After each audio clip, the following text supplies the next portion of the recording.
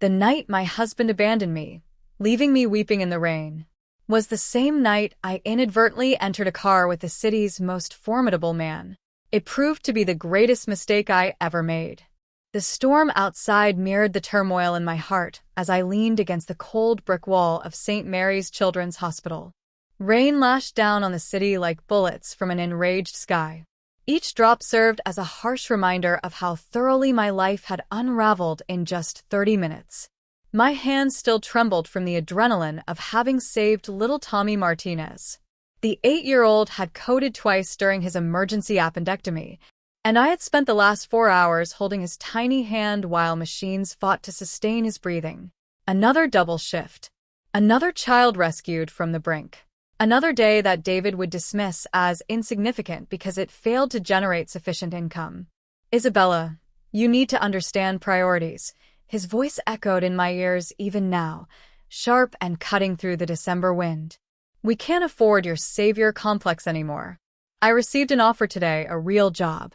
But it means we need to start thinking about our future, about having kids. Kids.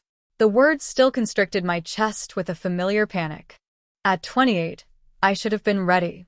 Most women my age were already mothers, adeptly juggling careers and families with the grace I witnessed daily in my patients' parents.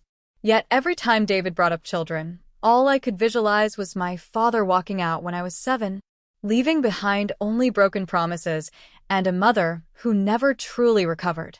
I'm not ready, David. You know why? Your daddy issues aren't my problem anymore, Isabella. Either you grow up and give me what I want, or I find someone who will. The argument had escalated from there, voices rising until other staff members began to stare. David had seized my arm, his fingers digging into the soft flesh above my elbow with a grip that would surely leave bruises. Maybe standing in the rain for a while will teach you to appreciate what you have at home. And then he was gone, tires squealing as he sped out of the parking garage in his rusted Honda, leaving me stranded 20 meters from our apartment with only my purse and thin scrubs that offered no protection against the winter storm. I fumbled for my phone, my fingers numb with cold as I attempted to hail an Uber. The screen flickered once, twice, then went black. Dead battery. Of course, I whispered, shoving the useless device back into my pocket. The parking garage was nearly deserted now, with only a few scattered vehicles belonging to night shift staff who wouldn't depart for hours. I could have gone back inside and asked for help, but the humiliation of explaining why my husband had abandoned me felt worse than freezing to death. That's when I saw it, a sleek black sedan idling near the exit ramp. Its hazard lights blinked in a steady rhythm, almost like a heartbeat in the darkness. Through the rain-streaked windshield, I could discern the silhouette of someone in the driver's seat. My Uber. It had to be. The timing was too perfect for anything else. I ran toward the car, my heels clicking against the wet concrete, my nurse's bag bouncing against my hip. The rear passenger door was unlocked, and I slid inside with a gasp of relief, grateful to escape the storm, even if it was just for the ride home. Thank God, I breathed, wiping rain from my face with the back of my hand.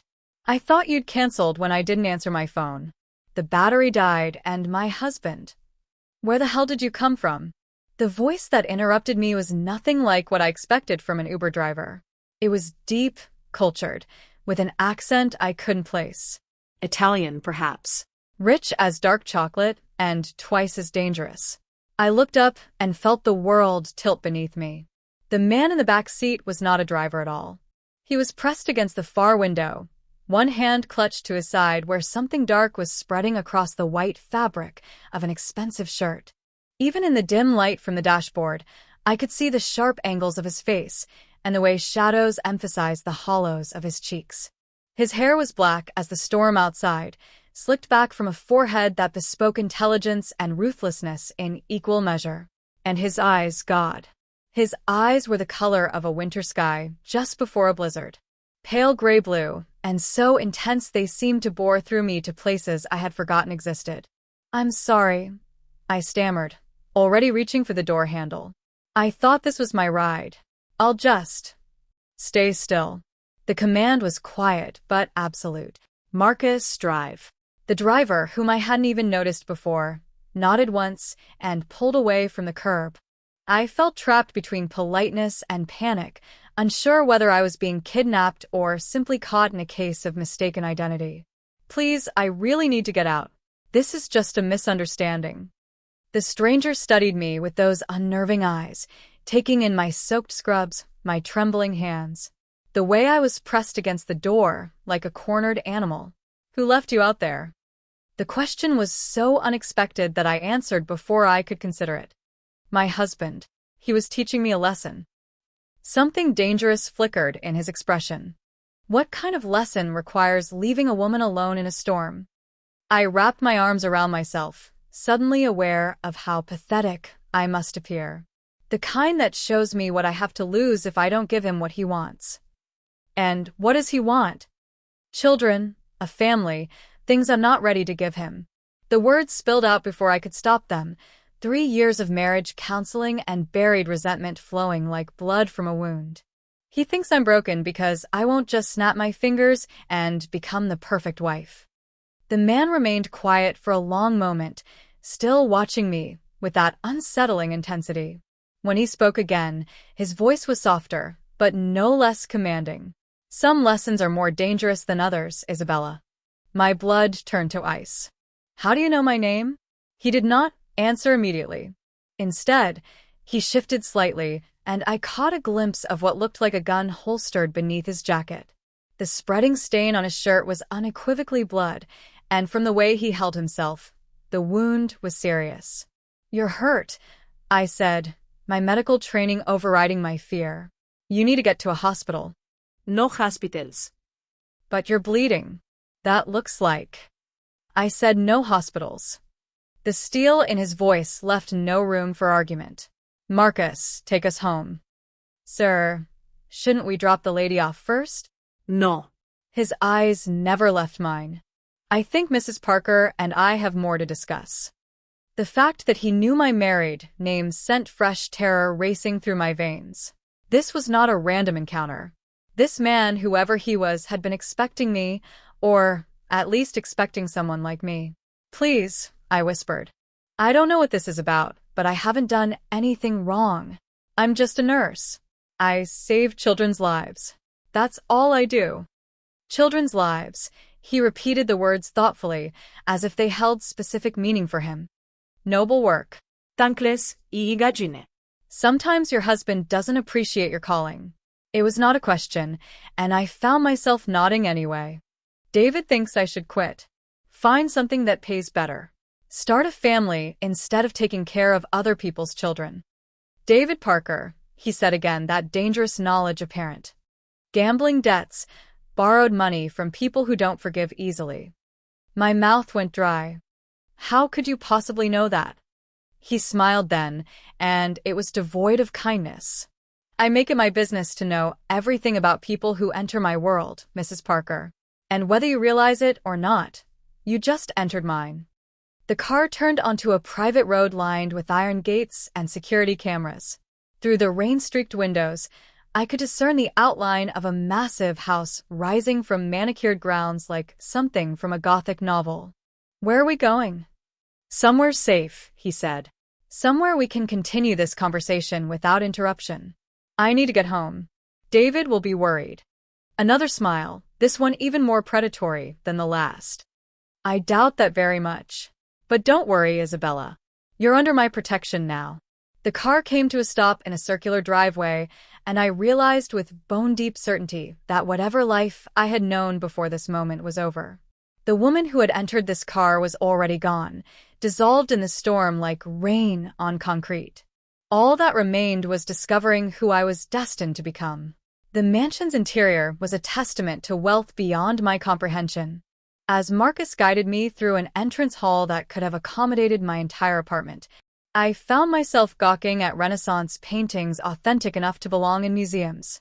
Crystal chandeliers cast warm light across marble floors so polished they reflected like mirrors, and fresh orchids arranged in Ming vases perfumed the air with an elegance I had only ever imagined.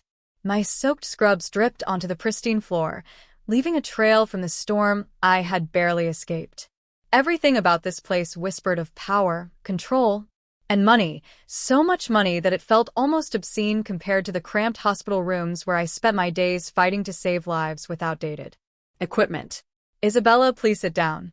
The man's voice came from behind me, and I turned to see him moving slowly, but deliberately toward an ornate chair near a fireplace that could have roasted an entire pig.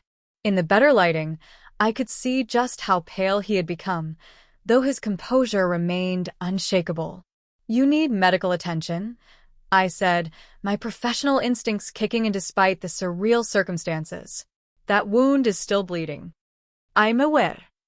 He settled into the chair with a practiced grace that couldn't quite conceal his discomfort. But first, we need to address your situation. My situation is that I'm soaking wet in a stranger's house. I wrapped my arms around myself, suddenly conscious of how inappropriate my presence here was. I should call a taxi. With what phone? His pale eyes held a hint of amusement. And I'm hardly a stranger anymore. Allow me to properly introduce myself. Lorenzo Valente. The name meant nothing to me, but the way he uttered it suggested it should. There was weight behind those syllables, a history of both reverence and fear that I could not begin to understand. Mr. Valente, I appreciate you helping me escape that storm, but I really need to get home. To David? The question carried more knowledge than I was comfortable with. The man who abandoned you in a parking garage during the worst storm of the season? Heat flushed my cheeks. My marriage isn't perfect, but that doesn't give you the right to. Rosa, he called out, and almost immediately a woman appeared in the doorway. She was perhaps 60, with silver-streaked hair pulled back in an elegant chignon and eyes that missed nothing. Her clothing was simple but expensive, and she carried herself with the quiet authority of someone who ran this household with absolute efficiency. Yes, Mr. Valente. Please prepare the blue suite for Mrs. Parker. She'll be staying with us tonight. I will not. I stood up abruptly, water still dripping from my hair. I don't know what kind of man you are, but I'm not spending the night in a stranger's house. Rosa looked between us with practiced discretion, awaiting direction. Lorenzo studied me with those unsettling eyes, and I had the distinct feeling he was cataloging every micro-expression on my face. What kind of man do you think I am, Isabella? The question was loaded with implications I didn't want to explore. I think you're the kind of man who knows too much about people he's just met. Fair enough. He reached into his jacket pocket, causing me to tense until I realized he was only retrieving a phone, and began typing with swift efficiency. Your full name is Isabella Marie Parker, née Richardson. You're 28 years old, born in Portland, Oregon. Your parents died in a house fire when you were 19, leaving you with substantial medical debt that you're still paying off. My blood turned to ice. How could you possibly know that? You graduated summa cum laude from Oregon Health Sciences University with a bachelor's in nursing. Specialized in pediatric care because you wanted to protect children the way no one protected you after your father walked out when you were 7. Stop. My voice came out as barely a whisper. You married David Parker 3 years ago. He works construction when he can find steady employment, but he has a gambling problem that's gotten progressively worse. Currently, he owes approximately $47,000 to various bookmakers and loan sharks. The room seemed to spin around me. That's impossible. David doesn't gamble that much, does he? I opened my mouth to answer, then realized I couldn't. David handled all our finances, claiming it was simpler that way, that I had enough stress at work without worrying about bills and budgets. I trusted him because trusting him was easier than confronting the possibility that I had married another man who would abandon me when things grew difficult. You investigated me. The words came out accusatory, but underneath the anger was a bone-deep fear. Why?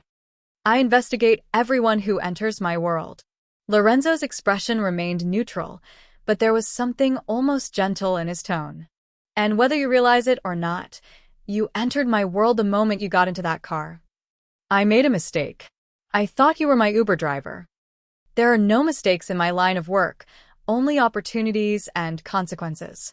He gestured toward Rosa, who had remained silent throughout this exchange. The blue suite, please, and ask Marcus to bring Mrs. Parker's belongings from the car. I don't have any belongings, I protested. Just my purse and the bag in the back seat, the one you brought from the hospital. My medical kit. In all the chaos, I had forgotten I was still carrying my supplies. Some nurses left their kits at work, but I had learned to keep essential items with me after too many emergencies where seconds mattered. You really do need medical attention, I said, looking at the spreading stain on his shirt. Let me help you. Why? The question seemed genuinely curious. You don't know me. For all you understand, I could be dangerous. Are you?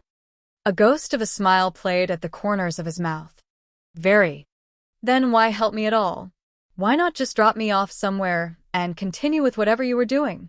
Because, Isabella Parker, he said, rising from his chair with careful deliberation. Your husband's debts have made you a person of interest to some very unforgiving people. Whether you know it or not, you're already in danger. The words hit me like a physical blow. What kind of danger? The kind that doesn't ask politely for repayment. Lorenzo moved closer, and I could smell his cologne, something expensive and masculine that made my pulse quicken in ways I did not want to examine. The kind that uses family members to encourage prompt payment. You're trying to scare me. I'm trying to save your life. His voice dropped to barely above a whisper. Your husband borrowed money from people who consider breaking kneecaps a reasonable collection method. You think they won't use a pretty nurse to motivate him? My legs felt suddenly weak. I sank back into the chair, my mind reeling with implications I had been too naive to consider. All those late nights David claimed to be working extra shifts.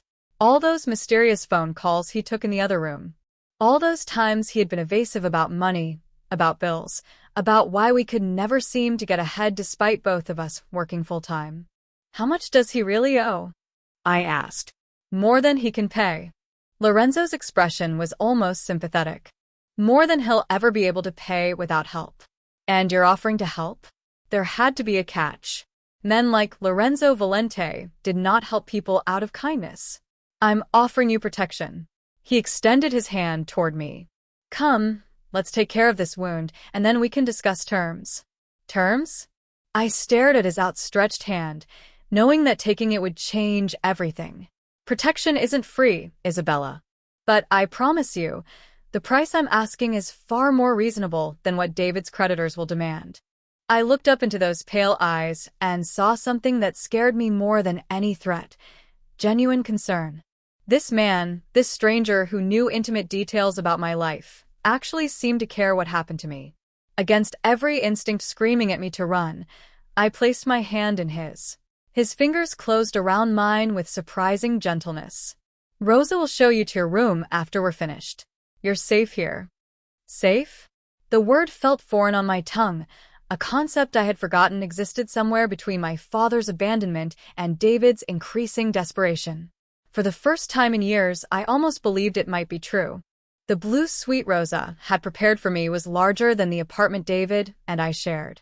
Egyptian cotton sheets draped a king-sized bed that could have slept 4 people comfortably, while floor-to-ceiling windows overlooked gardens that remained beautiful even in winter's harsh grip. A marble bathroom contained amenities I'd only seen in luxury hotel magazines, and a walk-in closet held clothing in exactly my size. I stood before those clothes now, fingering fabric that cost more than I made in a month, silk blouses, cashmere sweaters, designer jeans that had never seen the inside of a discount store. Everything fit perfectly, as if Lorenzo had somehow known my measurements down to the last inch. The realization sent another chill through me. How long had he been watching? How much did he know about my daily routines, my preferences, my life with David? I had spent 2 hours treating Lorenzo's wound after agreeing to stay. The bullet had passed cleanly through his side, missing vital organs by mere inches. As I had cleaned and sutured the injury, he had remained perfectly still, watching my face with those unsettling pale eyes. His pain tolerance was inhuman. Most people would have been writhing or at least gripping something for support. But Lorenzo had simply observed my work as if I were providing routine medical care rather than battlefield surgery in his living room. You have steady hands, he had said as I finished the final stitch. I work with children. Steady hands are a requirement. And yet you're trembling. I had been. Not from the medical procedure. I could suture wounds in my sleep, but from the growing awareness that Lorenzo Valente was unlike any man I had ever encountered. There was something predatory about his stillness, something dangerous in the way he seemed to anticipate my every move. Now, dressed in borrowed clothes that fit like they had been tailored for my body, I tried to process the conversation we had afterward. Lorenzo had explained in terms both clinical and terrifying exactly how deep David's gambling debts ran, not just the $47,000 he had initially mentioned, but additional loans from progressively more dangerous sources. Men who did not accept payment plans or sob stories about sick children and medical bills. "Your husband owes money to Viktor Petrov," Lorenzo had said, settling back into his chair as I cleaned my instruments. "Do you know that name?" I had shaken my head, though something about it made my skin crawl. Petrov runs the Russian interests in this city. Unlike more traditional organizations, his people don't believe in gradual escalation. They prefer to make examples that discourage future problems. What kind of examples? The kind that leave widows and orphans. The memory made my hands shake now as I selected a cream-colored sweater from the closet. Everything about this situation screamed danger. Yet I felt safer here than I had in months at home. When had I stopped feeling secure in my own marriage? When had David's increasingly erratic behavior become my new normal? My phone, a replacement Lorenzo had provided after mine died, buzzed with an incoming call. David's number flashed on the screen, and my stomach clenched with familiar anxiety. "Hello? Where the hell are you?" His voice was sharp with panic and anger. "I came home, and you weren't here. Your phone was going straight to voicemail." "My phone died." I'm staying somewhere safe tonight." "Safe? What's that supposed to mean? Safe from what?" The question hung between us, loaded with implications I wasn't ready to voice. How could I tell him I knew about his debts, about the people he had borrowed from, about the fact that my life might be in danger because of his choices? "Safe from you," I said instead. "From arguments about children and priorities, and why I'm never enough the way I am." "Isabella, come home. We can talk about this. Can we? Or will you just tell me again that my job doesn't matter? That saving children's lives is less important than making babies?" There was a long pause. When David spoke again, his voice had taken on a wheedling quality I had learned to recognize as desperation. "I got a new job offer today. Good money. We could afford to have kids, to buy a house." "What kind of job pays that well, without experience or education?" Another pause. Longer this time. "It's legitimate, Isabella. I promise." "Like your gambling is legitimate? Like those phone calls you take in the other room are legitimate?" "I don't know what you're talking about." The lie came so easily. I wondered how many others he had told me over the years. How many times had I accepted his explanations without question, because believing him was easier than confronting the truth? "I can't do this anymore, David. I can't pretend everything is fine when it's not." "Where are you staying? I'll come get you." No. The word came out sharper than I had intended. "I need time to think." "Think about what?" "We're married, Isabella. You can't just disappear. You left me in a parking garage during a storm. If anyone disappeared first, it was you." I ended the call before he could respond, my hands shaking with adrenaline and something that might have been relief. For the first time in years, I had stood up to David without apologizing or backing down. A soft knock at my door interrupted my thoughts. Come in. Lorenzo entered, moving more easily now that his wound had been properly treated. He had changed into dark jeans and a black sweater that emphasized the breadth of his shoulders and the lean strength of his frame. In better light, I could see he was younger than I had initially thought, perhaps 35, with the kind of masculine beauty that belonged in Renaissance sculptures. "How are you feeling?" I asked, noting the improved color in his cheeks. "Better, thank you." His eyes took in my appearance, lingering on the way the borrowed clothes fit my figure. "The clothing suits you. How did you know my size?" "I have excellent judgment when it comes to measurements." There was something almost playful in his tone, though his expression remained serious. "Your husband called." It was not a question, and I didn't bother pretending otherwise. He wants me to come home, and I told him I needed time to think. Lorenzo moved closer, and I caught the scent of his cologne again, cedar and leather with undertones of something darker, more dangerous. What are you thinking about? Whether my marriage was over before tonight, or if I just finally admitted it to myself. Marriage should be a partnership, he said quietly. Protection, loyalty, shared burdens, not abandonment when things become difficult. Speaking from experience? Something flickered in his pale eyes. Pain, perhaps, or regret. My parents were married for 30 years before they died. Even when my father's business put the family at risk, they faced it together. That's what love looks like, Isabella. Not what you have with David. Your father's business. I studied his face, noting the careful way he had phrased it. What kind of business? The kind that requires careful planning and absolute loyalty. Lorenzo's expression grew distant. They were killed when I was 15.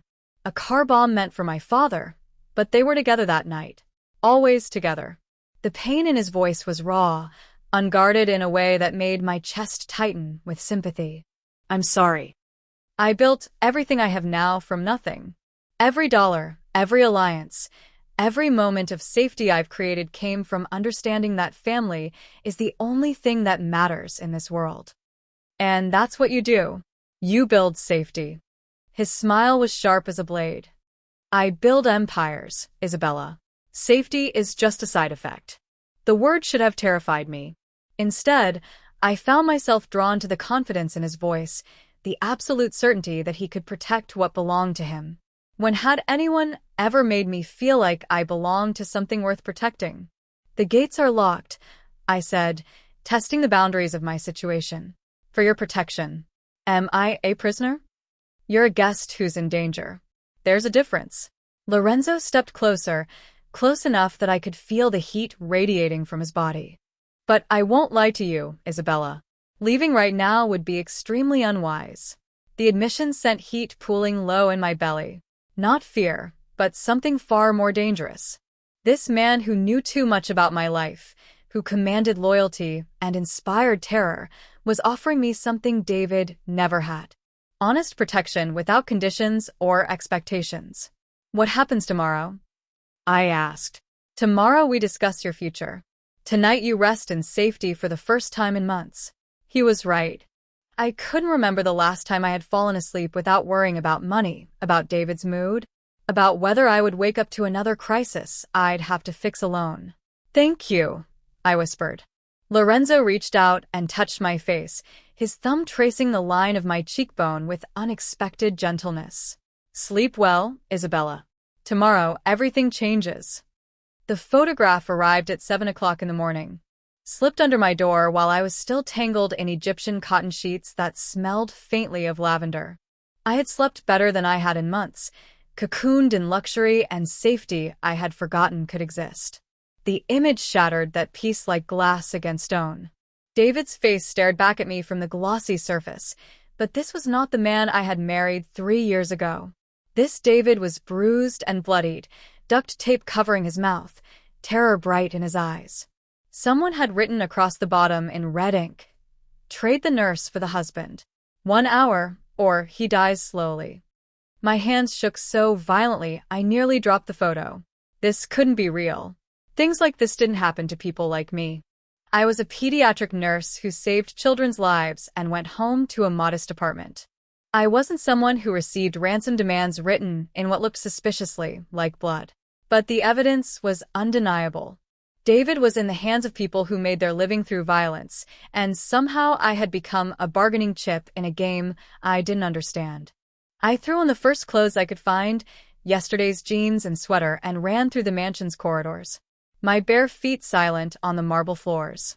I had memorized the route to Lorenzo's study last night, filing away every turn in case I needed to escape. Now I was running toward danger instead of away from it. The study door was already open when I arrived, gasping and clutching the photograph like a lifeline. Lorenzo stood behind his massive desk, speaking in rapid Italian to Marcus and 2 other men I didn't recognize. All 4 turned when I burst through the doorway. "They have David," I said without preamble, holding up the photo. "Someone has my husband." Lorenzo's expression didn't change, but something dangerous flickered in his pale eyes.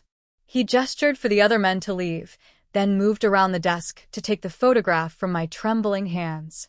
"Viktor Petrov," he said after studying the image for a moment. "This is his work. The Russian you told me about?" My voice sounded hollow, distant. "The one David owes money to." "Among others, yes." Lorenzo set the photo aside and fixed me with his penetrating stare. "When did this arrive?" "Just now." It was under my door. I wrapped my arms around myself, suddenly cold despite the warmth of the room. "They want to trade me for him. 1 hour." "That's not going to happen." The certainty in his voice should have been comforting, but it only amplified my panic. "You don't understand. If I don't go, they'll kill him. If you do go, they'll kill you both." Lorenzo moved closer, his presence somehow both threatening and reassuring. "This isn't about the money anymore, Isabella. This is about sending a message." "What kind of message?" "That no one takes what belongs to me without consequences." The possessive pronoun hit me like a physical blow. "I don't belong to you, do I?" His voice dropped to barely above a whisper. "You're wearing my clothes, sleeping in my house, under my protection. You've seen my vulnerabilities, touched my blood. In my world, that creates bonds that don't break easily. I'm married to another man. A man who gambled away your future and put your life in danger." Lorenzo reached out and touched my face, his thumb tracing the line of my jaw. "A man who left you in a storm because you wouldn't give him children you weren't ready for." The gentle touch made my pulse quicken in ways I did not want to examine. This was wrong. I was married, frightened, trapped between two dangerous men who both seemed to think they had claims on my life. Yet something about Lorenzo's proximity made rational thought nearly impossible. "We have to help David," I insisted. "Whatever you think of him, he doesn't deserve to die because of gambling debts." "And what about what you deserve, Isabella?" Lorenzo's hand moved to cup the back of my neck, fingers tangling in my hair. "When do you get to choose your own life instead of cleaning up other people's mistakes?" The question cut deeper than I expected. When had I stopped making choices for myself? When had my entire existence become about managing David's problems, working extra shifts to cover his losses, pretending our marriage wasn't slowly suffocating me? I made a choice when I said my wedding vows. Vows to a man who breaks every promise he makes.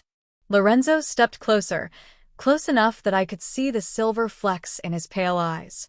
Vows to someone who would trade your safety for his own convenience. You don't know him like I do. I know he's never looked at you the way I am right now. The words hung between us, heavy with implications I wasn't ready to face. Lorenzo was right. David had never looked at me like I was precious, irreplaceable, worth protecting at any cost. Even in our early days, his attention had felt casual, distracted, like I was a pleasant accessory to his real life rather than the center of it. But this man, this dangerous stranger who commanded empires and inspired fear, looked at me like I was the most important thing in his world. "The Russians won't negotiate," Lorenzo continued, his voice soft but implacable. "This photograph is theater. They've already decided David's fate. Then we have to try something else." Desperation made my voice crack. "There has to be another way." "There is." His thumb traced across my lower lip, and I felt heat pull low in my belly despite the gravity of our situation.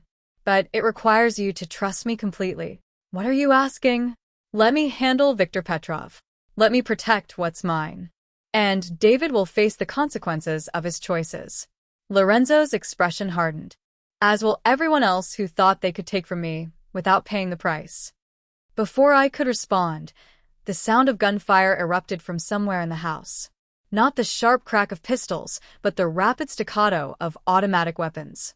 Lorenzo immediately pushed me behind his desk, his own gun appearing in his hand with practiced speed. "Stay down," he commanded, moving toward the window with fluid grace despite his recent injury.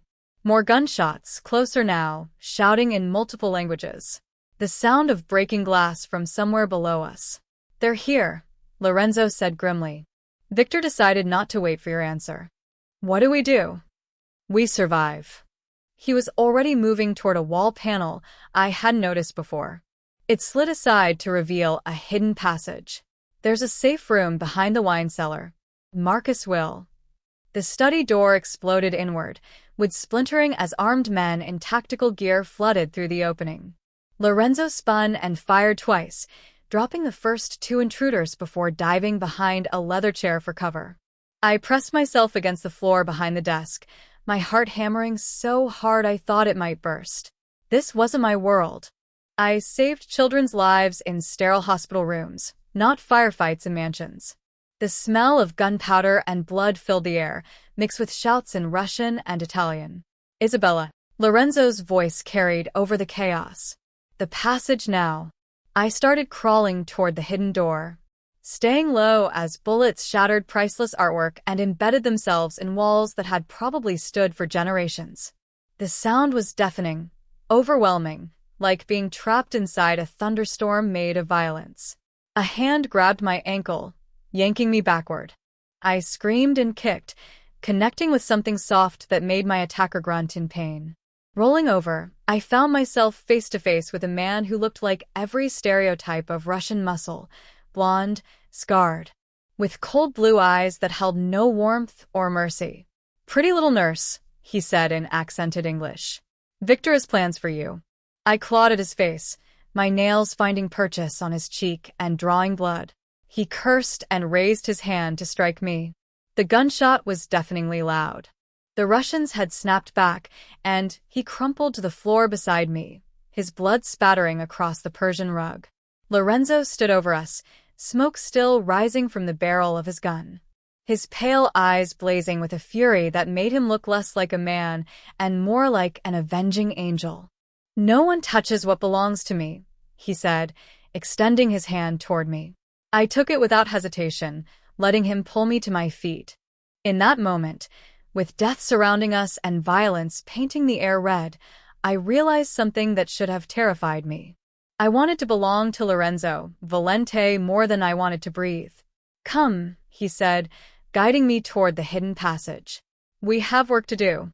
As we disappeared into the darkness behind the wall, leaving the sounds of battle behind us, I understood that whatever happened next would determine not just whether I lived or died, but who I would become if I survived. The woman who entered that passage wasn't the same one who had entered Lorenzo's car less than 24 hours ago. That Isabella Parker had been a victim, a woman who accepted abandonment and betrayal as the price of love. This Isabella was someone else entirely, someone who might be worth fighting for. The safe room beneath Lorenzo's mansion was a marvel of paranoid engineering, steel-reinforced walls, an independent air supply, enough food and water for 2 weeks, and communication equipment that could reach anywhere in the world. I sat in stunned silence on a leather sofa that probably cost more than my annual salary, watching Lorenzo coordinate his response to the attack through encrypted phones and video monitors. David was alive. The cameras throughout the property had captured Viktor Petrov's men dragging him from a black van before the shooting started. He was battered and terrified, but breathing. That should have been my only concern. Instead, I found myself fixated on the man pacing the small space like a caged predator. His movements fluid despite the bandages I had wrapped around his torso just hours earlier. "How long have you been planning this?" I asked when he finally ended his latest call. Lorenzo paused mid-stride, his pale eyes fixing on me with that unsettling intensity one was beginning to recognize. "Planning what?" "David's deaths. The Russians. Me ending up in your car." I stood up, sudden anger overriding my fear. "None of this is coincidence, is it? You think I orchestrated your husband's gambling addiction?" There was genuine curiosity in his voice, as if my accusation intrigued rather than offended him. "I think you're the kind of man who manipulates situations to get what he wants. And for some reason you wanted me." I crossed my arms, trying to project a confidence I didn't feel. "Very perceptive." Lorenzo set his phone aside and gave me his full attention. "You're right, of course, though not in the way you imagine." "Then explain it to me." He was quiet for a long moment, studying my face as if cataloging every micro-expression. When he spoke, his voice carried a weight I hadn't heard before, something that might have been regret. I've been watching David Parker for 6 months. Not because of his debts, but because of his connection to you. Lorenzo moved closer, and I fought the urge to step back. Your husband wasn't just gambling, Isabella. He was laundering money for Viktor Petrov. The words hit me like a physical blow. That's impossible. Is it? All those construction jobs that paid cash, the mysterious phone calls, the sudden influx of money followed by devastating losses. Lorenzo's expression was almost sympathetic. David was cleaning Russian funds through a network of legitimate businesses.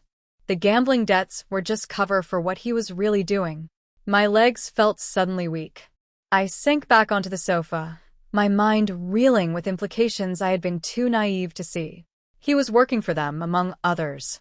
David is what we call a useful idiot, someone who does criminal work without understanding the larger picture. Lorenzo sat beside me, close enough that I could smell his cologne. But useful idiots become liabilities when they start asking questions or getting greedy. So, Viktor decided to eliminate him. Viktor decided to use him as bait. David's real value wasn't his money laundering skills. It was his access to you. I stared at Lorenzo, feeling pieces of a puzzle clicking into place with sickening clarity. Me? Why would anyone want access to me? Because you work at St. Mary's Children's Hospital. Because you have access to medical records, patient information, surgical schedules. Lorenzo's voice dropped to barely above a whisper. Because several of my associates' children received treatment there, and their medical information would be invaluable to my enemies. The scope of the conspiracy took my breath away. You think they wanted me to spy on your people's children? I think they wanted to use you as leverage against me. Information about when certain patients would be most vulnerable. When security would be lightest. Lorenzo's jaw tightened. Viktor has been trying to find weaknesses in my organization for years. What better way than through innocent medical professionals who wouldn't even realize they were being used? But I never gave anyone information about patients. I would never. I know. His voice softened unexpectedly. That's why I intervened. Intervened how? But even as I asked, I was beginning to understand. You manipulated David's debts, made sure he owed more than he could pay. I encouraged his existing weaknesses. Yes, made sure his gambling losses mounted quickly enough that Viktor would have to act. Lorenzo didn't look away from my accusing stare. I needed Viktor to reveal his hand before he could properly recruit you. The betrayal cut deeper than I had expected. Not just David's lies, but Lorenzo's manipulation. You used me as bait.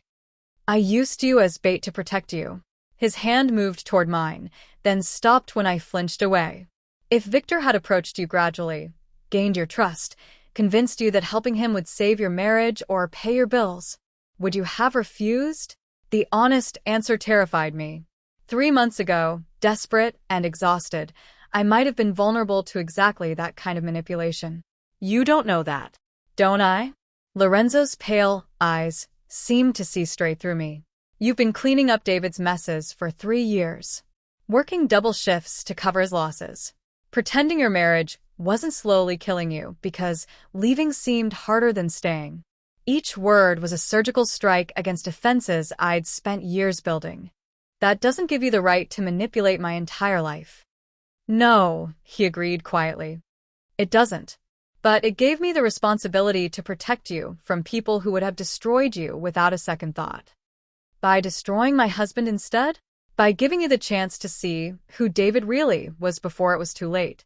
Lorenzo stood and moved to one of the monitors where grainy security footage showed Viktor's men positioning themselves around the mansion's perimeter.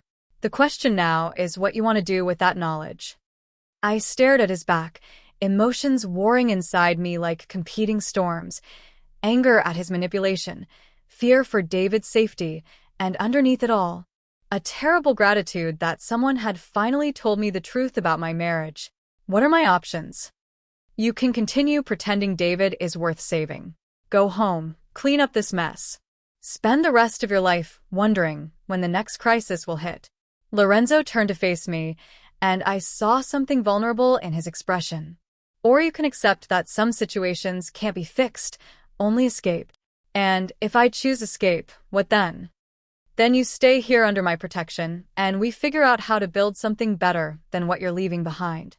The offer hung between us like a bridge over dangerous water. Crossing it would mean abandoning everything I'd thought I wanted, everything I'd tried to build with David. But staying on this side meant returning to a life that had been slowly suffocating me for years. I need to know David is safe first, I said finally. Lorenzo nodded as if he'd expected nothing less. We'll get him back. But Isabella, he paused, searching for words. Don't mistake rescue for reconciliation. Some bridges burn completely, and trying to rebuild them only leads to more destruction. The sound of gunfire from above had stopped, replaced by the low murmur of voices and footsteps, Lorenzo's men regaining control of the situation. Soon, we'd have to leave this underground sanctuary and face whatever came next. I thought about David, terrified and beaten in Victor's hands. I thought about 3 years of marriage built on lies and manipulation. I thought about the woman who'd entered Lorenzo's car 2 days ago, and the woman I was becoming in this steel-reinforced room beneath a mansion owned by a man who collected empires like other people collected art. When this is over, I said quietly, I want the truth. All of it. No more manipulation. No more protection through deception. And if the truth is uglier than the lies. I met his pale eyes without flinching. Then at least I'll know what I'm choosing. Lorenzo smiled, the first genuinely warm expression I'd seen from him. In that case, Isabella Parker, I think you're going to be very dangerous. The communication equipment buzzed with an incoming message. Lorenzo checked the screen and his expression hardened back into the mask of controlled violence I was learning to recognize. What is it? I asked. Victor wants to negotiate. He's offering to trade David for you. 1 hour, neutral ground. Lorenzo's smile turned predatory. And I think it's time Victor Petrov learned that nobody takes what belongs to me. Are you ready to see how wars end, Isabella? Despite everything, the fear, the betrayal, the complete upheaval of everything I'd thought I knew about my life, I found myself nodding. I was ready. The abandoned warehouse, where Victor had chosen to meet, reeked of rust and decay. Its broken windows letting in shafts of pale winter sunlight that illuminated floating dust motes like dying stars. I stood behind a concrete pillar, my heart hammering against my ribs as I watched the city's most dangerous men position themselves for war. Lorenzo's plan was insane. David was bait, Victor was the target, and somehow I had become the key to destroying them both. Remember, Lorenzo had said as we drove through empty industrial streets toward this moment of reckoning. Victor believes you're an innocent pawn caught between forces you don't understand. Let him keep believing that until it's too late.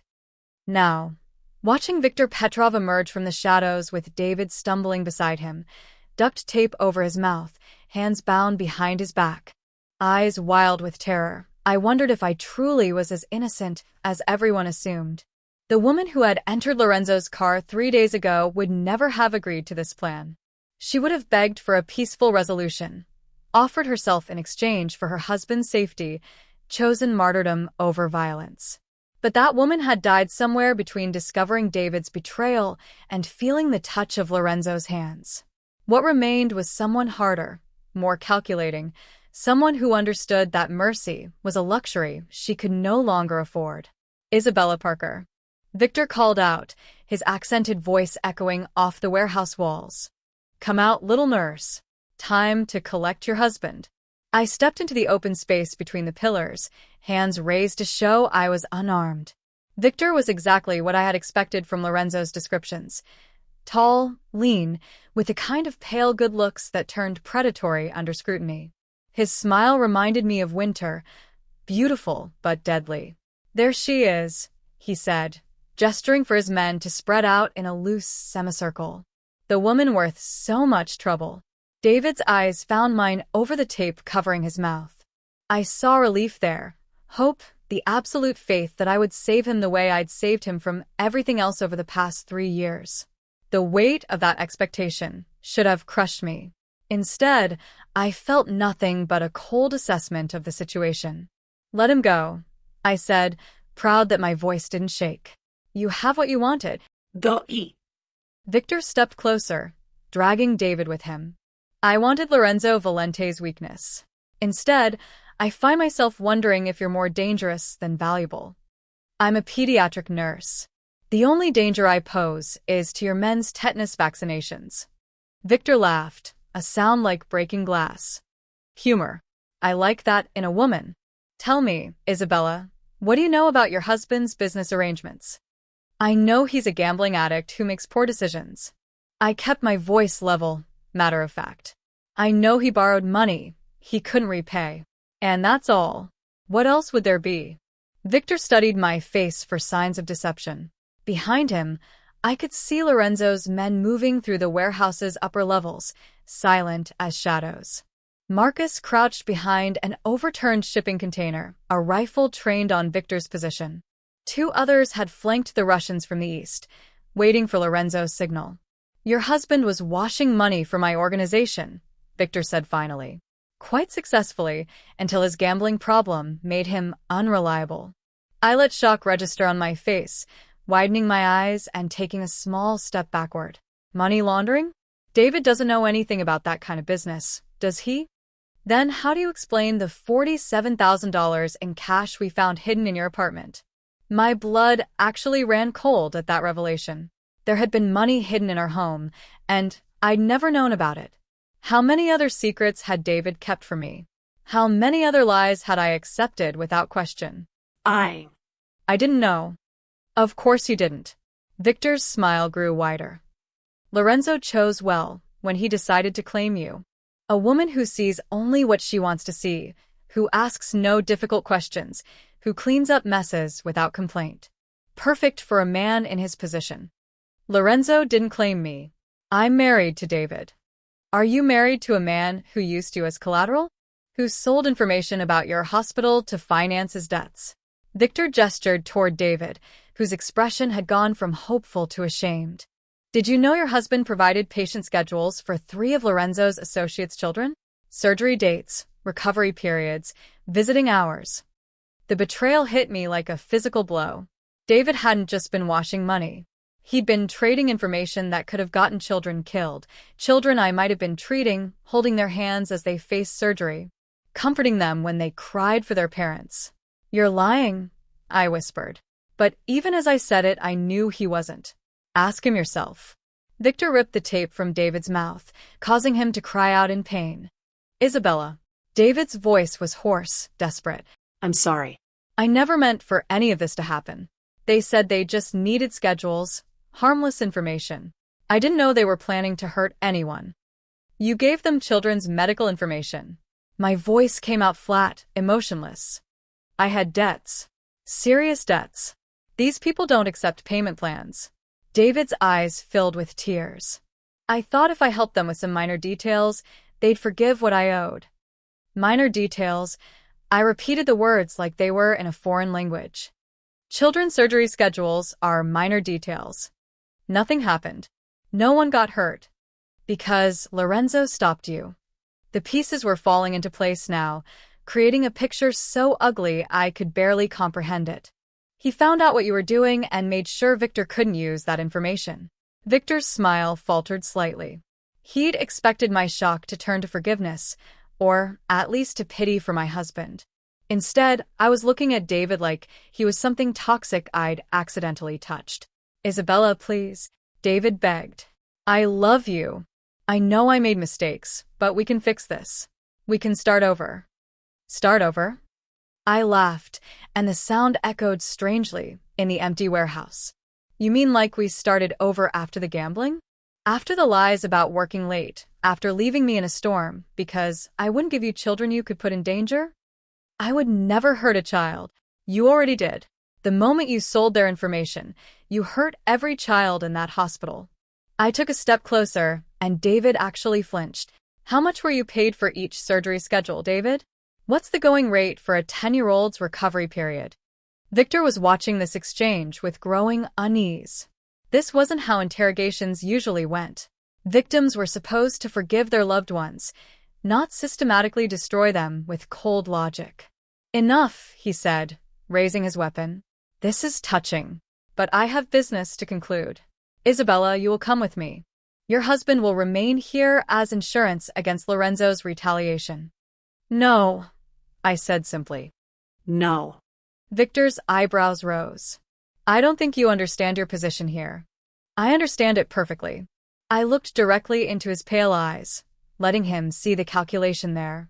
You need me alive to control Lorenzo, but you need David alive to control me, which means neither of you has the power you think you do. That's when Lorenzo stepped out of the shadows behind Victor, a gun pressed against the Russian's skull.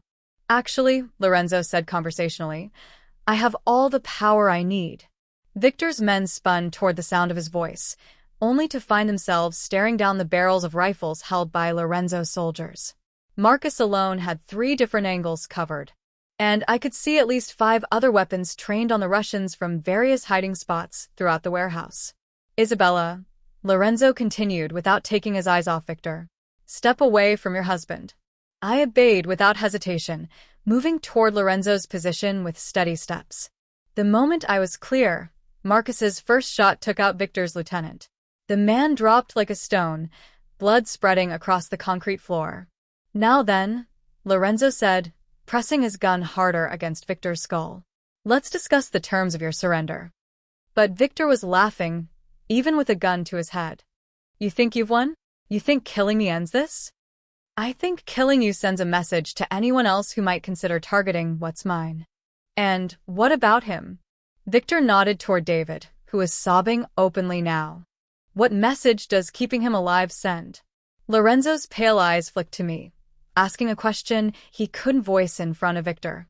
What did I want him to do with the man who had betrayed not just me, but children under my professional care? I looked at David, really looked at him, and saw not the man I had married, but a weak, selfish stranger who had put money ahead of innocent lives, who had used my compassion as a shield for his cowardice, who would do it all again if given the chance, because that's who he fundamentally was. David made his choice, I said quietly. Now he lives with the consequences. Lorenzo's smile was sharp as a winter wind. You heard the lady, Victor. Some bridges burned completely. The gunshot that followed was surprisingly quiet in the vast space of the warehouse. Victor Petrov crumpled to the floor, his war with the Valente family finally over. David screamed through his bonds, but I felt nothing as I watched the man who had threatened children bleed out on concrete. This was justice, not murder. This was protection, not violence. This was the moment I stopped being Isabella Parker and became something else entirely. Lorenzo holstered his weapon and turned to me, searching my face for signs of shock or regret. What he found instead was acceptance, resolution, and something that might have been relief. No going back now, he said softly. Good, I replied and meant it completely. The war was over. My real life was just beginning. War came to the city in the form of unmarked vans and midnight explosions. 3 weeks after Victor's death, his lieutenants emerged from hiding like cockroaches scattered by a sudden light. They wanted blood, Lorenzo's blood, and they were willing to burn down half the city to get it. I watched the violence unfold from the safety of Lorenzo's reinforced penthouse, high above streets where black SUVs prowled like mechanical predators. The news called it a gang war, territorial disputes between organized crime families. They had no idea they were witnessing the death throes of an empire built on the suffering of children. Dmitry Kov has taken control of Victor's operations, Lorenzo said, studying surveillance footage on multiple screens. He's more pragmatic than his predecessor, but also more ruthless. And David? I asked, though I wasn't sure why it mattered anymore. He's being held at a medical facility on the east side. Kov is using him as insurance, leverage in case negotiations become necessary. 3 weeks ago, the mention of David's captivity would have sent me into a panic. Now, I felt only cold calculation. David had made his choices, sold children's safety for gambling money, betrayed me with the same casual thoughtlessness he had shown throughout our marriage. Whatever happened to him now was simply consequence meeting cause. They'll kill him eventually, I said matter-of-factly. Yes. Lorenzo turned from the monitors, his pale eyes studying my face. Does that bother you? It should. I moved to the window overlooking the city, watching smoke rise from a warehouse district where another Russian front had been eliminated. A week ago, it would have destroyed me. Now I can barely remember why I thought he was worth saving. Guilt is a luxury we can't afford during wartime. Is that what this is? A war? It's extermination. Lorenzo joined me at the window, his presence warm and solid beside me. Victor's organization was a cancer. Cutting out the tumor isn't enough. You have to eliminate every malignant cell, or it spreads. The metaphor was apt. As a nurse, I had seen too many children lost to diseases that seemed contained until they suddenly weren't. Sometimes radical treatment was the only option, even when it seemed brutal to outside observers. I want to help, I said quietly. Lorenzo went very still beside me. Help how? You said they're holding David at a medical facility. I know medical facilities better than anyone on your payroll. I turned to meet his gaze, letting him see the resolve there. I know how to get inside, how to move through them undetected, how to access areas where outsiders would be noticed immediately. Isabella, they're using sick people as shields, I continued, anger hardening my voice. Patients who need care, who trusted that facility to protect them. That makes this personal. It's too dangerous. More dangerous than leaving David alive to testify against you? More dangerous than letting Koff think he has leverage? I stepped closer, close enough to smell Lorenzo's cologne, to see the silver flecks in his pale eyes. I'm already part of this war, Lorenzo. Let me fight instead of just hiding. For a long moment he said nothing. Then slowly, his hand came up to cut my face, his thumb tracing the line of my cheekbone with exquisite gentleness. If something happens to you, nothing will happen to me. I'm too valuable alive, remember? And too dangerous to underestimate. I leaned into his touch, feeling the calluses on his fingers, the strength barely held in check. Besides, I'll have the best backup in the city. Your men don't know medical protocols, hospital security, staff rotations, patient privacy laws. Then it's good they'll have a guide. Lorenzo was quiet for another heartbeat. When he spoke, his voice carried the weight of absolute command. No unnecessary risks. You follow my lead. Obey my orders without question. And if I tell you to run, you run. Understood? Understood. And Isabella? His grip on my face tightened almost imperceptibly. If we do this, there's no going back. You'll have crossed a line that can't be uncrossed.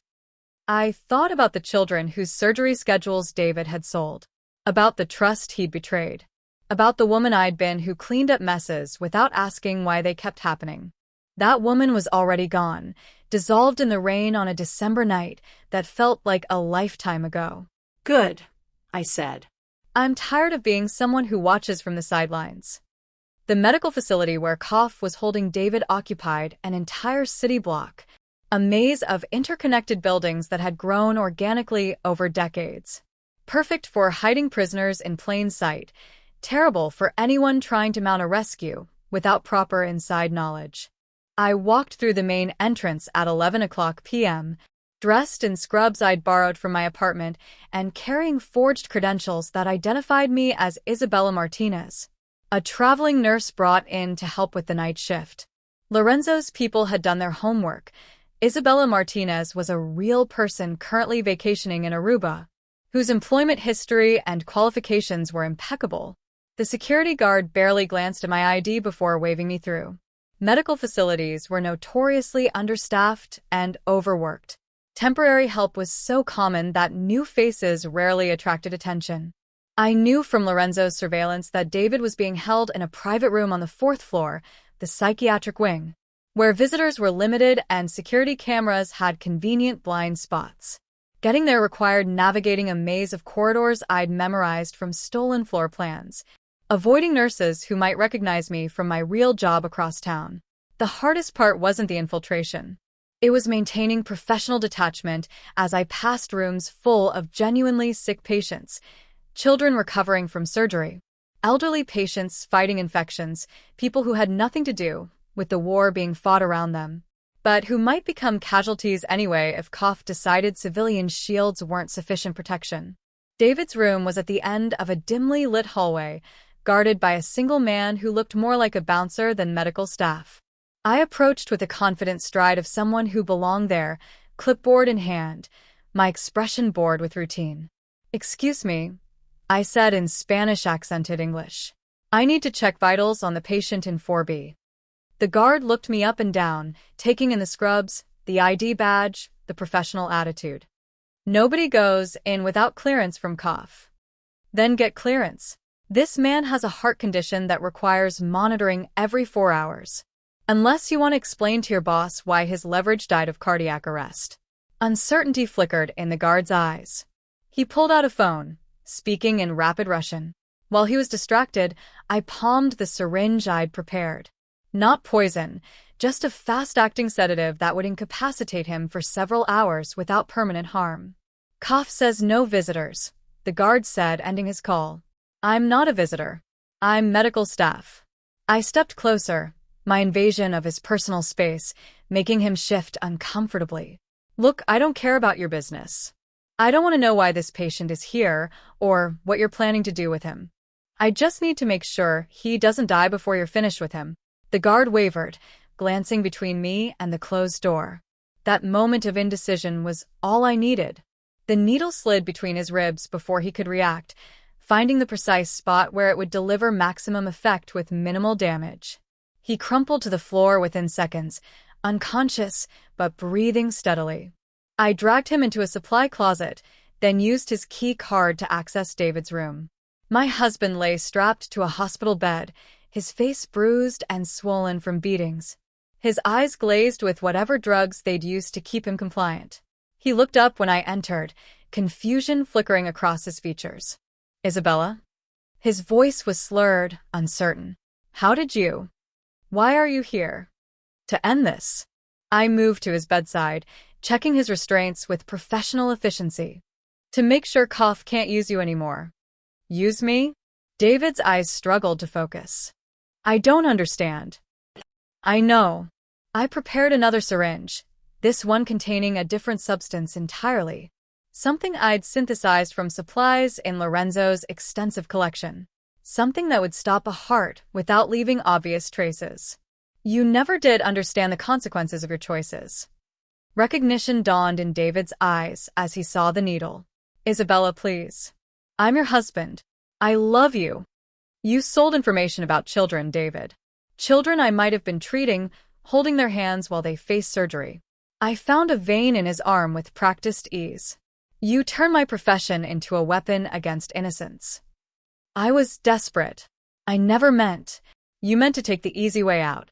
You meant to let other people pay for your mistakes." The needle slid home smoothly, just like you always did. David's eyes widened as the drug took effect, his body arching against the restraints as his heart began to race, then falter. "Isabella, please." I watched dispassionately as the man I'd married died, feeling nothing but relief that he could never hurt another child. When his heart stopped, I closed his eyes gently and straightened the blanket around his body. To anyone who discovered him later, it would look like cardiac arrest brought on by stress and poor health. The fire alarm began wailing as I left the room, right on schedule. Lorenzo's men had set charges in the building's basement, creating enough chaos and evacuation orders to cover my escape. In the confusion of patients being moved and staff running emergency protocols, one traveling nurse disappearing into the night would go completely unnoticed. I met Lorenzo in the parking garage 6 blocks away, his pale eyes searching my face for signs of trauma or regret. What he found instead was the calm satisfaction of someone who had finally stopped cleaning up other people's messes and started solving problems. Permanently. "It's done," I said, stripping off the bloody gloves and dropping them into the disposal bag he provided. "Any complications?" None. Cough just lost his primary leverage, and the city just lost a man who endangered children for gambling money. I looked back toward the medical facility where emergency vehicles were arriving to handle the fire alarm. Justice served. Lorenzo pulled me against him, his strong arms wrapping around me with possessive relief. "Welcome to the family business, Isabella."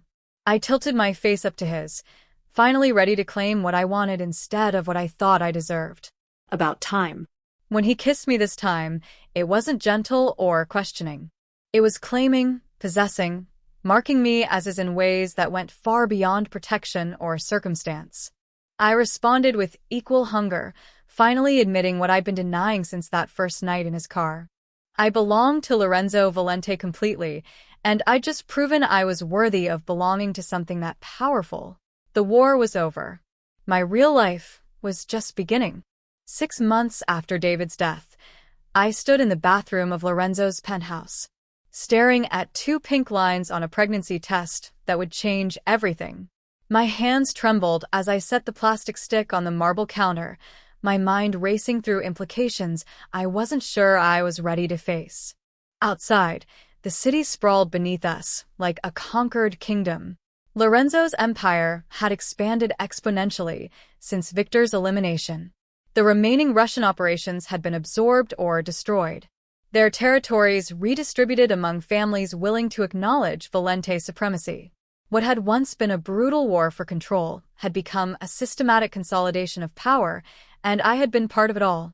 The woman who'd entered Lorenzo's car 7 months ago would have been horrified by what I'd become. Isabella Parker had been soft, forgiving, willing to accept crumbs of affection in exchange for the illusion of normalcy. She believed in redemption, second chances, the fundamental goodness of people who consistently proved her wrong. Isabella Valente was something else entirely. Isabella? Lorenzo's voice carried through the bedroom, warm with the kind of contentment I'd never heard from him before our wedding 3 months ago. Rosa wants to know if you have any preferences for dinner tonight. Our wedding. The memory still took my breath away. Not the courthouse ceremony I'd endured with David, but something worthy of Renaissance royalty. 500 guests in an Italian cathedral. A dress designed specifically for my body, diamonds that caught light like captured stars. I'd walked down an aisle lined with white roses toward a man who looked at me like I was the answer to prayers he'd never spoken aloud. But it was the reception that had truly marked my transformation. When Lorenzo introduced me as La Regina, the Queen, every person in that room had bowed their heads in genuine respect. Not because I'd married their boss, but because I'd proven worthy of the title. Whatever Rosa thinks is best, I called back, still staring at the test. 2 pink lines. Positive. Pregnant. With Lorenzo's child. The bathroom door opened, and my husband appeared in the doorway, already dressed for the evening in charcoal slacks and a black shirt that emphasized the breadth of his shoulders. 6 months of marriage had only made him more beautiful to me, more essential than breathing. His pale eyes immediately found the pregnancy test on the counter. For a heartbeat, his expression went completely blank. Then something blazed to life in those winter sky depths, something so intense it made my knees weak. Isabella. My name was barely a whisper. Are you? Yes. I turned to face him fully, letting him see the wonder and terror warring in my expression. We're having a baby. Lorenzo crossed the bathroom in 2 swift strides, pulling me against him with trembling hands, his face buried in my hair. And I felt the shudder that ran through his powerful frame. I'm probably 6 weeks along, maybe 7. I pulled back to meet his gaze. Are you? Are we ready for this? Lorenzo's smile was radiant, transforming his features from dangerous to devastating. I've been ready since the night I found you in my car. The admission made my chest tight with emotion. You have? I knew you were different. Special. The kind of woman who could stand beside me, not behind me. His hands moved to frame my face with exquisite care. The kind of woman who could give me children worth building an empire for. And if those children ask questions about how mommy and daddy met, about what we do for work? Lorenzo's expression grew thoughtful. We'll tell them the truth. That sometimes the world is dangerous, and protecting the people you love requires difficult choices. They'll know what we are. They'll know we're their parents, and that everything we do is to ensure they never have to make the same choices we did. Lorenzo's thumb traced the line of my cheekbone. They'll know they're loved beyond measure. The certainty in his voice steadied something inside me I hadn't realized was shaking. This wasn't how I'd imagined becoming a mother, married to a man who commanded criminal enterprises. pregnant with a child who would inherit both vast wealth and dangerous enemies. But standing in Lorenzo's arms, feeling the strength and protection he radiated like heat, I couldn't imagine wanting any other future. 2 years later, I said suddenly. What? I smiled, imagining our future with sudden crystalline clarity. Ask me in 2 years if I regret any of this. Ask me if I miss the woman who got into your car that night. And what will you tell me? That Isabella Parker died in a storm, and Isabella Valente was born from her ashes. I rose on my toes to kiss him, pouring all my love and certainty into the connection. That she was reborn into something infinitely more powerful. 2 years later, I stood in the nursery of our new estate, a sprawling mansion outside the city where our children could grow up with space to run and guards to keep them safe. Holding our 6-month-old son while watching our 15-month-old daughter take tentative steps across the plush carpet. Lucia had Lorenzo's pale eyes and my stubborn chin. Marco, named for the man who'd become like family to us both, had my coloring, but his father's intense stare. Both were perfect, healthy, and blissfully unaware that their parents' love story had begun with violence and been sealed with blood. Lorenzo appeared in the doorway, still wearing his business suit, but with his tie loosened and sleeves rolled up.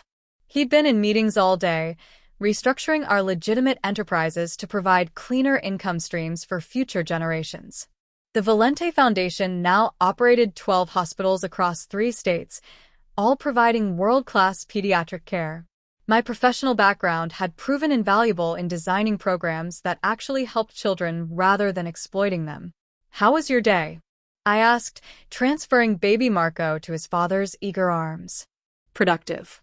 We acquired a controlling interest in another pharmaceutical company, and the city council approved our proposal for the new children's wing. Lorenzo settled into the rocking chair, cradling our son with the same gentle competence he'd shown since the moment our children were born. How was yours? Lucia took 4 steps, without holding on to anything. I scooped up our daughter, who immediately began babbling in the mixture of Italian and English that comprised her current vocabulary. And I had lunch with Rosa to discuss the charity gala next month. Any problems with security arrangements? None. Marcus has everything handled. I studied my husband's face, noting the satisfaction there. You're pleased about something specific. Dmitry Koff was arrested this morning. Federal trafficking charges. He'll spend the rest of his life in prison. Lorenzo's smile was sharp with old vengeance. The last of Victor's lieutenants is finally gone. Good. I felt no guilt about my satisfaction. Koff had ordered the murder of 3 children during his brief reign as the head of the Russian operations. His imprisonment was justice, not cruelty. The children are safer now. All children are safer now. Lorenzo looked up at me, his pale eyes soft with something that still took my breath away after all this time. Do you ever regret it? Any of it? I settled onto the arm of his chair, our little family complete and perfect in this moment. Outside, security teams patrolled grounds that stretched for acres in every direction. Below, Rosa was preparing dinner with ingredients sourced from the organic garden we'd had installed last spring. Beyond the estate's walls, a city largely at peace prospered under the protection of a man who'd learned to channel violence into justice. I regret nothing, I said, meaning it completely. The woman who married David Parker wanted safety at any cost. The woman who chose you wanted something worth fighting for. And what was that? I looked at our children, at the man who'd given me a love I'd never thought possible, at the life we'd built from the ashes of who I used to be. Everything we have right now. Lorenzo reached up to cup my face, his thumb tracing the familiar path along my cheekbone. I love you, Isabella Valente.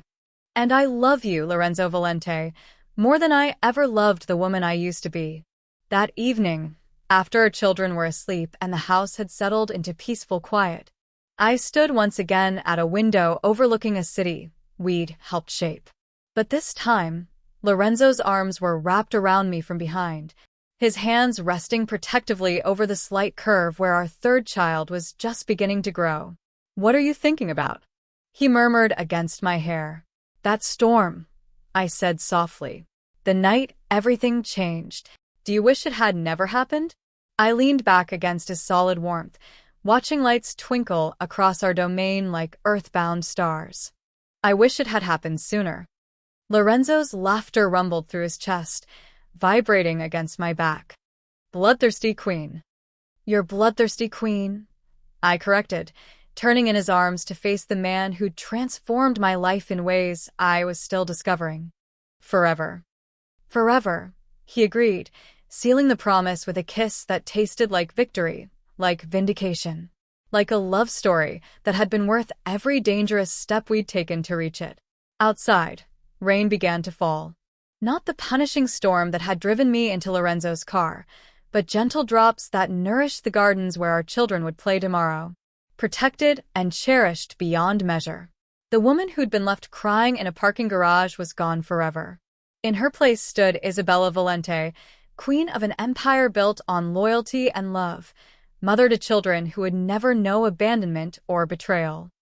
I was exactly where I belonged, and I would never let anyone take it from me again.